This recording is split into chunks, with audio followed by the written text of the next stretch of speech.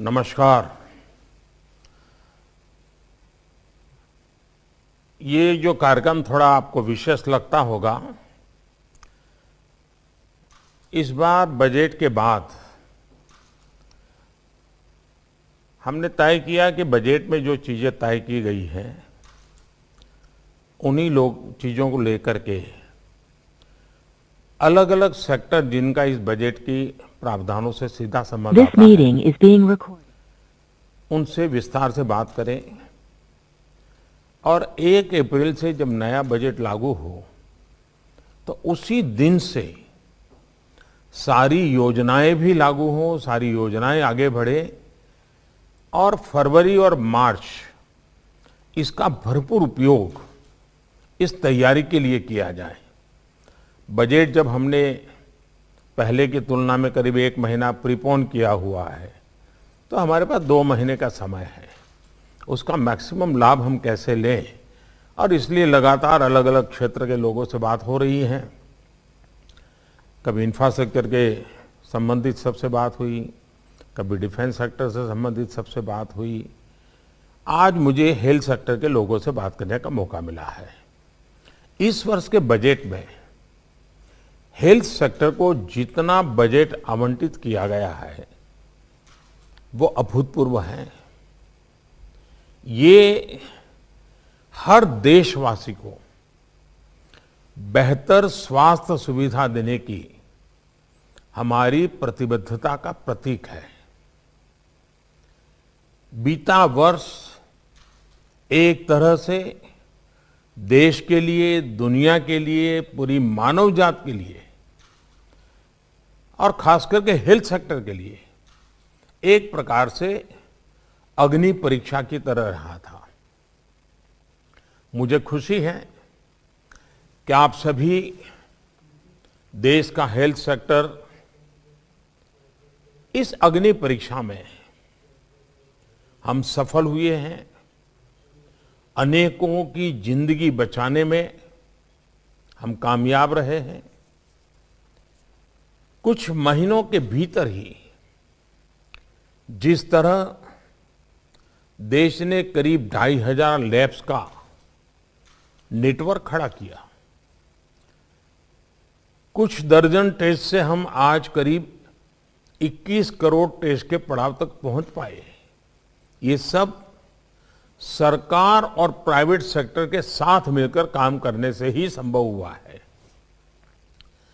साथियों, कोरोना ने हमें ये सबक दिया है कि हमें सिर्फ आज ही महामारी से नहीं लड़ना है, बल्कि भविष्य में आने वाली ऐसी किसी भी स्थिति के लिए भी देश को तैयार करना है। इसलिए हेल्थ सेक्टर से जुड़े हर क्षेत्रों को मजबूत करना भी उतना ही आवश्यक है। मेडिकल इक्विपमेंट से लेकर मेडिसिन तक, वेंटिलेटर से लेकर वैक्सीन तक, साइंटिफिक रिसर्च से लेकर के सर्वेलेंस इंफ्रास्ट्रक्चर तक, डॉक्टर से लेकर के एपिडेमियोलॉजिस्ट तक, हमें सभी पर ध्यान देना है ताकि देश में भविष्य में किसी भी स्वास्थ्य आपदा के लिए बेहतर तरीके से तैयार रहें। पीएम आत्मनिर्भर स्वस्थ भारत योजना के पीछे मूलतः यही प्रेरणा है। इस योजना के तहत रिसर्च से लेकर टेस्टिंग और ट्रीटमेंट तक देश में ही एक आधुनिक इकोसिस्टम विकसित करना तय किया गया है। पीएम आत्मनिर्भर स्वस्थ भारत योजना हर स्पेक्ट्रम में हमारी क्षमताओं में वृद्धि करेगी। 15वें वित्त आयोग इसकी सिफारिशें स्वीकार करने के बाद हमारी जो लोकल बॉडीज हैं, उनको स्वास्थ्य सेवाओं की व्यवस्थाओं के लिए 70,000 करोड़ रुपए से अधिक अतिरिक्त मिलने वाला है। यानी सरकार का जोर सिर्फ हेल्थ केयर में निवेश पर ही नहीं है, बल्कि देश के दूरदराज वाले इलाकों तक हेल्थ केयर को पहुंचाने का भी है। हमें यह भी ध्यान रखना है कि हेल्थ सेक्टर में किया गया निवेश स्वास्थ्य ही नहीं बल्कि रोजगार के अवसर भी बढ़ाता है। साथियों, कोरोना के दौरान भारत के हेल्थ सेक्टर ने जो मजबूती दिखाई है, अपने जिस अनुभव और अपनी शक्ति का प्रदर्शन किया है, उसे दुनिया ने बहुत बारीकी से नोट किया है। आज पूरे विश्व में भारत के हेल्थ सेक्टर की प्रतिष्ठा और भारत के हेल्थ सेक्टर पर भरोसा एक नए स्तर पर पहुंचा है। हमें इस भरोसे को ध्यान में रखते हुए भी अपनी तैयारियां करनी है। आने वाले समय में भारतीय डॉक्टरों की डिमांड विश्व में और ज्यादा बढ़ने वाली है और कारण है ये भरोसा। आने वाले समय में भारतीय नर्सेज, भारतीय पैरामेडिकल स्टाफ की डिमांड पूरी दुनिया में बढ़ेगी, आप लिख करके रखिए। इस दौरान भारतीय दवाइयां और भारतीय वैक्सीनों ने एक नया भरोसा हासिल किया है। इनकी बढ़ती डिमांड के लिए भी हमें अपनी तैयारी करनी होगी। हमारे मेडिकल एजुकेशन सिस्टम पर भी स्वाभाविक रूप से लोगों का ध्यान जाएगा, उस पर भरोसा बढ़ेगा। आने वाले दिनों में दुनिया के और देशों से भी मेडिकल एजुकेशन के लिए, भारत में पढ़ाई करने के लिए विद्यार्थियों के आने की संभावना भी बढ़ने वाली है और हमें इसे प्रोत्साहित भी करना चाहिए। कोरोना के दौरान हमने वेंटिलेटर और अन्य सामान बनाने में जो महारत हासिल कर ली है, इसकी वैश्विक डिमांड पूरी करने के लिए भी भारत को तेजी से काम करना होगा। क्या भारत ये सपना देख सकता है कि दुनिया को जिस जिस आधुनिक मेडिकल इक्विपमेंट की आवश्यकता है, वो कॉस्ट इफेक्टिव कैसे बने, भारत ग्लोबल सप्लायर कैसे बने और एफोर्डेबल व्यवस्था होगी, सस्टेनेबल व्यवस्था होगी, यूजर फ्रेंडली टेक्नोलॉजी होगी। मैं पक्का मानता हूं दुनिया की नजर भारत की तरफ जाएगी और हेल्थ सेक्टर में जरूर जाएगी। साथियों, सरकार का बजट निश्चित तौर पर एक कैटेलिक एजेंट होता है, लेकिन बात तभी बनेगी जब हम सब मिलकर के काम करेंगे। साथियों, स्वास्थ्य को लेकर हमारी सरकार की अप्रोच पहले की सरकारों की सोच से जरा अलग है। इस बजट के बाद आप भी ये सवाल देख रहे होंगे, जिसमें स्वच्छता की बात होगी, पोषण की बात होगी, वेलनेस की बात होगी, आयुष का हेल्थ प्लानिंग होगा। ये सारी चीजें एक होलिस्टिक अप्रोच के साथ हम आगे बढ़ा रहे हैं। यही वो सोच है जिसकी वजह से पहले हेल्थ सेक्टर को आमतौर पर टुकड़ों में देखा जाता था और टुकड़ों में ही उसको हैंडल किया जाता था। हमारी सरकार हेल्थ इश्यूज को टुकड़ों के बजाय एक होलिस्टिक तरीके से, एक इंटीग्रेटेड अप्रोच की तरफ से और एक फोकस तरीके से देखने का प्रयास कर रही है। इसलिए हमने देश में सिर्फ ट्रीटमेंट ही नहीं, वेलनेस पर फोकस करना शुरू किया है। हमने प्रिवेंशन से लेकर क्योर तक एक इंटीग्रेटेड अप्रोच अपनाई है। भारत को स्वस्थ रखने के लिए हम 4 मोर्चों पर एक साथ काम कर रहे हैं। पहला मोर्चा है बीमारियों को रोकने, मतलब कि प्रिवेंशन ऑफ इलनेस और प्रमोशन ऑफ वेलनेस, स्वच्छ भारत अभियान हो, योग पर फोकस हो, पोषण से लेकर गर्भवती महिलाओं और बच्चों को समय पर सही केयर और ट्रीटमेंट हो, शुद्ध पीने का पानी पहुंचाने का प्रयास हो, ऐसे हर उपाय इसका हिस्सा है। दूसरा मोर्चा गरीब से गरीब को सस्ता और प्रभावी इलाज देने का है। आयुष्मान भारत योजना और प्रधानमंत्री जन औषधि केंद्र जैसी योजनाएं यही काम कर रही हैं। तीसरा मोर्चा है हेल्थ इंफ्रास्ट्रक्चर और हेल्थ केयर प्रोफेशनल्स की क्वांटिटी और क्वालिटी में बढ़ोतरी करना।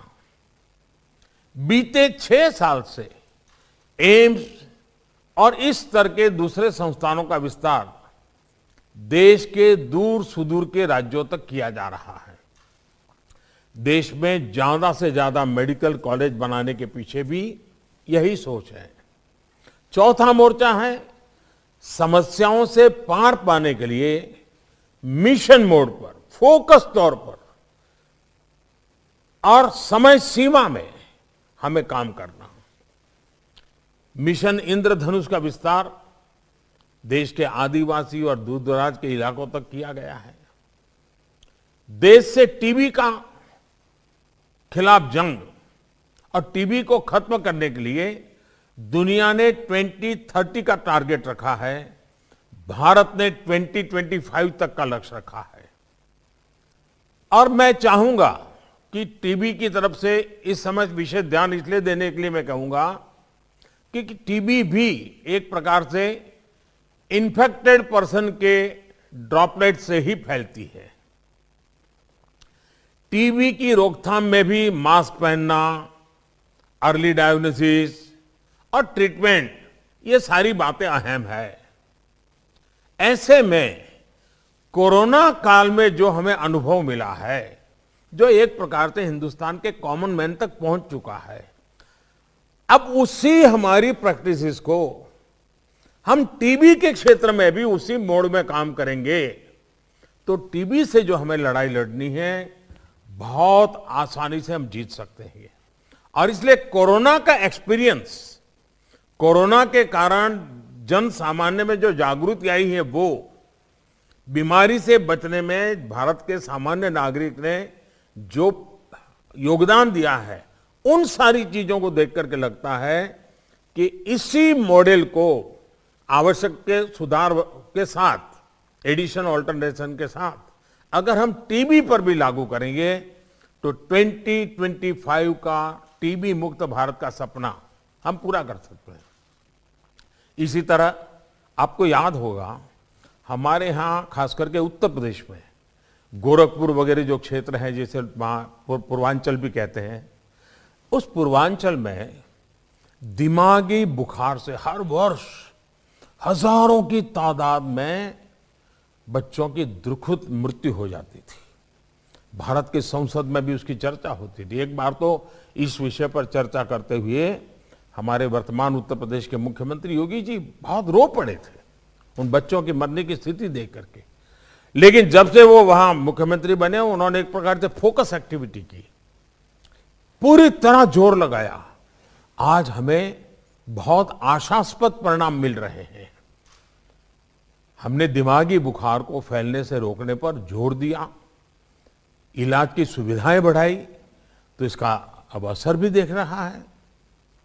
साथियों, कोरोना काल में आयुष से जुड़े हमारे नेटवर्क ने भी बेहतरीन काम किया है।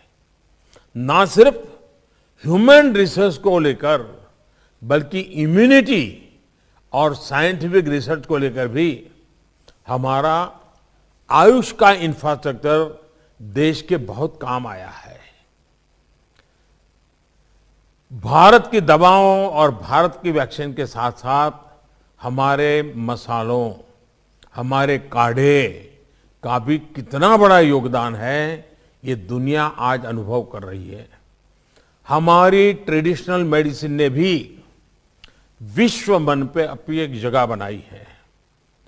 जो ट्रेडिशनल मेडिसिन से जुड़े हुए लोग हैं, जो उसके उत्पादन के साथ जुड़े हुए लोग हैं, जो आयुर्वेदिक परंपराओं से परिचित लोग हैं, हमारा फोकस भी ग्लोबल रहना चाहिए। विश्व जिस प्रकार से योग को आसानी से स्वीकार कर रहा है, वैसे ही विश्व होलिस्टिक हेल्थ केयर की तरफ गया है। साइड इफेक्ट से मुक्त हेल्थ केयर विश्व का ध्यान गया है।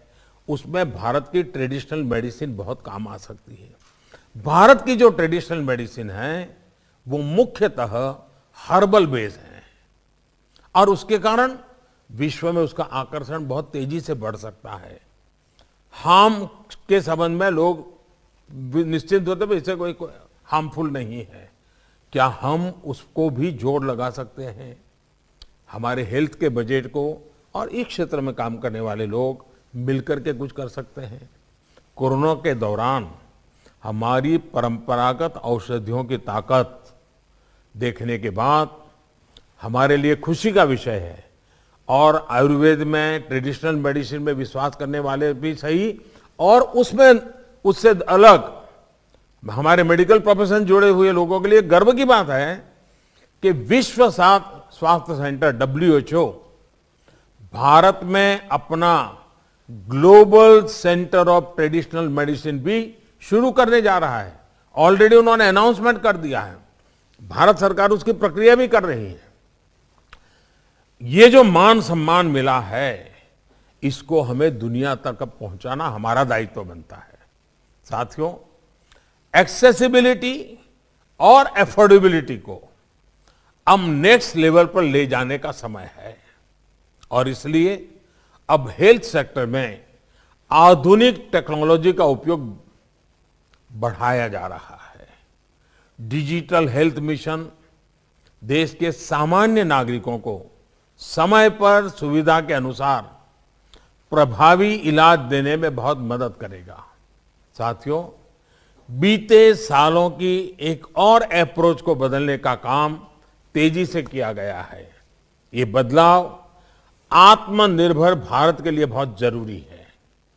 आज हम फार्मेसी ऑफ द वर्ल्ड इस बात पर गर्व करते हैं, लेकिन आज भी कई बातों के लिए जो रॉ मटेरियल है उस पर हम विदेशों पर निर्भर है। दवाओं और मेडिकल डिवाइसेस के रॉ मटेरियल, इसके लिए देश पर निर्भरता हमारी इंडस्ट्री के लिए भी विदेशों पर गुजारा करना कितना बुरा अनुभव हम देख चुके हैं। ये सही नहीं है। इसलिए गरीबों को सस्ती दवाएं और उपकरण देने में भी ये बहुत बड़ी कठिनाई पैदा करते हैं। हमें इसका रास्ता खोजना ही होगा।